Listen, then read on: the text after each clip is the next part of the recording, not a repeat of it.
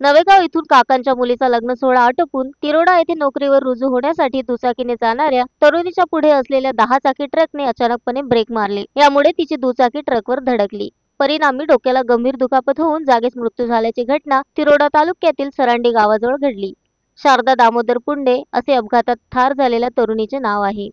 शारदा पुंडे ही तिरोडा येथे पाटबंधारे विभागात कालवा अधीक्षक या पदावर कार्यरत होती।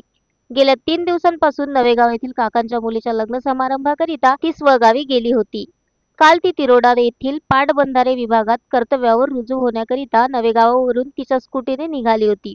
तिरोडापासून काही अंतरावर असलेल्या सरांडीजवळ ट्रक व तिच्या स्कूटीची धडक बसली। यात शारदा गंभीर जखमी झाली। घटनास्थळी उपस्थित नागरिकांनी लगेच तिला तिरोडा येथील उपजिल्हा रुग्णालयात नेले। तिथे डॉक्टरांनी तपासून तिला मृत घोषित केले। या प्रकरणी तिरोडा पोलिसात ट्रक चालकाच्या विरोधात गुन्हा नोंद करण्यात आला आहे। Sunil Kawade, the sting operation news, Gondia. The sting operation news, सत्याचे दुसरे नाव, अन्यायावर लेखणीचा घाव।